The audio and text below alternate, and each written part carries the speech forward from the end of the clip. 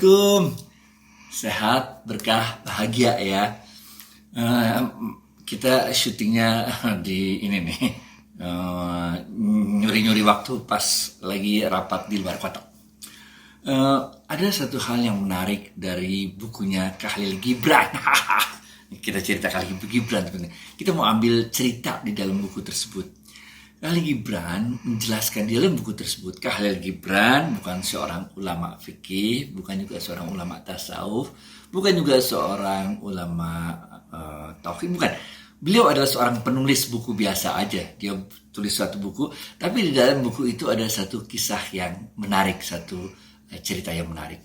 Di dalam buku tersebut, Khalil Gibran menjelaskan ada seorang guru dan murid.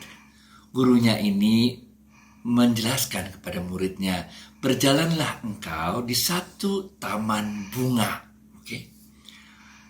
Petiklah bunga yang terindah di dalam taman tersebut. Tapi engkau enggak boleh jalan mundur, harus jalan terus. Apa jalanan yang telah engkau lewatin, enggak boleh balik lagi, benar enggak? Jadi Khalil Gibran, gurunya ini mengatakan pada muridnya, udah jalan aja lurus terus ke depan. Engkau boleh petik bunga yang paling indah, oke? Maka apa yang terjadi? Muridnya ini kemudian masuk ke dalam taman bunga tersebut. Ketika dia menemukan bunga yang indah, mau dia petik, tapi dia pikir, ini kan tamannya masih jauh. Ntar aja lah, siapa tahu di depan masih ada yang lebih bagus bunganya, bener gak? Dia jalan lagi, ketemu lagi bunga yang indah. Dia mau petik, dia pikir, ini emang lebih indah dari yang tadi sih. Tapi mungkin makin jauh saya jalan, makin indah lagi bunganya, bener gak? Dia jalan lagi terus, bunga ketiga, keempat, seterusnya. Sampai akhirnya dia melewati taman bunga tersebut. Kemudian gurunya bertanya pada muridnya, mana bunga yang engkau telah petik? Mana bunga terindah yang engkau petik dalam perjalanan di dalam taman bunga tersebut? Muridnya mengatakan, aku sebenarnya dari awal ingin memetik sebuah bunga yang aku lihat indah. Tapi aku berpikir di depan mungkin ada yang lebih indah lagi. Dan memang ada. Kemudian aku berpikir waktu mau memetik yang kedua, mungkin di depan ada yang jauh lebih indah lagi. Begitu seterusnya. Sehingga akhirnya aku telah melewati seluruh kebun bunga tersebut. Aku belum memetik satu bunga pun. Ini kisah yang ditulis oleh Khalil Gibran. Ini menarik kita lihat. Hidup kita seperti itu. Benar gak? Ketika kita dalam kehidupan ini, kita melihat suatu kesempatan, kita melihat nikmat Allah yang diberikan pada kita, tapi kemudian kita mengabaikannya. Kita tidak bersyukur atas nikmat yang Allah berikan tersebut. Kita terus saja menjalani hidup ini, karena hidup kayak tadi jalan kan, nggak bisa mundur lagi, nggak bisa diputar mundur lagi hidup. Terus saja kita jalan dalam kehidupan ini. Dan kita tidak bisa mensyukuri segala keindahan yang disediakan oleh Allah. Ingat gak episode yang lalu? Ru'yatullah. Melihat wajahnya Allah di dunia. Bukan melihat zat wajahnya Allah. Bukan melihat dengan mata kita. Tapi kita melihat dengan mata batin kita. Mata hati kita. Dan yang kita lihat adalah wajah kebesaran kekuasaannya Allah di dalam kehidupan kita di dunia.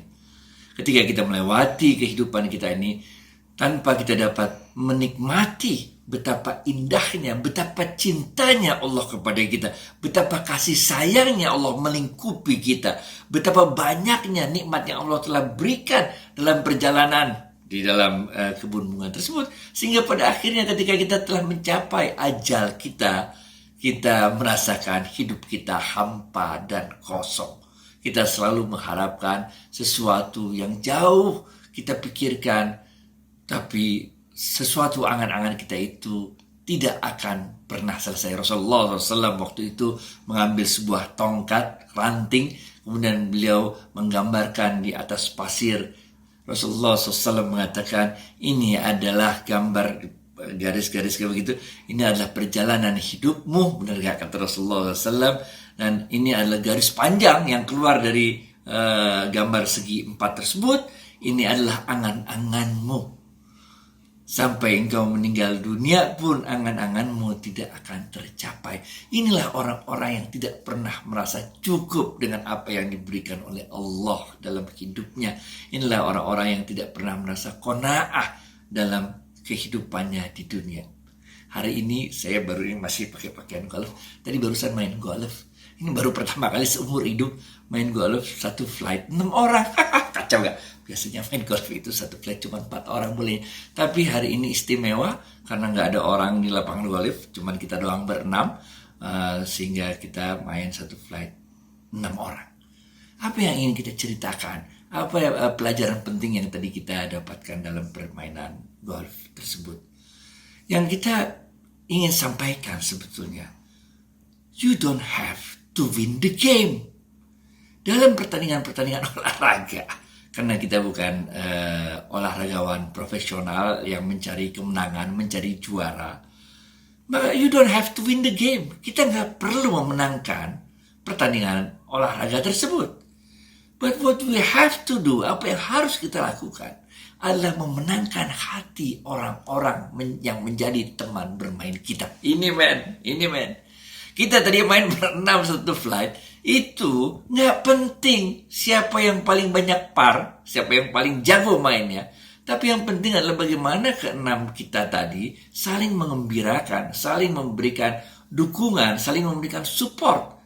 Kadang-kadang ada orang yang lagi jelek mainnya, pukulannya melenceng kanan, melenceng kiri, nyembur ke air kolam dan sebagainya. Begitu juga dengan hidup. Kadang-kadang ada dari di antara kita yang hidupnya pas lagi dapat musibah, benar ya?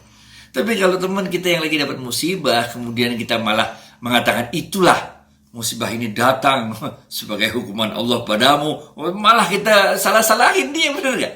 Lah dia jadi malah bleksak dengan hidupnya, benar gak? Begitu juga dengan main golf tadi. Ketika pukulannya ngaco kiri kanan, kita bilang, itu salah, kurang begini, berdirinya kurang kanan, kurang kiri, slice-nya ini overpower, pening, man. Baik kan kita bilang, bagus, oke. Kan masih ada next stroke, kan? Masih ada pukulan yang akan datang, masih ada hole yang akan depan. Yang penting bukan memenangkan pertandingan tersebut, tapi yang penting adalah dalam hidup ini memenangkan hati-hati manusia, memenangkan hati orang-orang yang berada di sekitar kita. Kalau kita dapat memenangkan hati orang-orang yang berada di sekitar kita, maka insya Allah akan lebih mudah bagi kita untuk menyampaikan pesan-pesannya Allah dan Rasulullah Sallallahu Alaihi Wasallam. Lebih mudah bagi orang itu untuk mendapatkan, melihat keindahan wajahnya Allah. Semua orang akan merasa senang, semua orang dapat merasakan betapa kehangatan cinta kita, kehangatan silaturahim kita, dan dengan itu insya Allah orang pun dapat merasakan kehangatan dan cintanya Allah yang terpancar dari diri kita. Karena hati kita yang bersih, maka insya Allah asma wa sifatnya Allah akan terpancar dari dalam diri kita. Sehingga orang-orang pun merasa nyaman, merasa bahagia melakukan silaturahim dengan kita. Inilah intinya yang Rasulullah SAW pernah katakan, sungguh silaturahim itu dapat memperpanjang umur dan menambah rezeki. Terima kasih banyak. Billahi taufiq wal hidayah. Assalamualaikum warahmatullahi wabarakatuh. Thank you.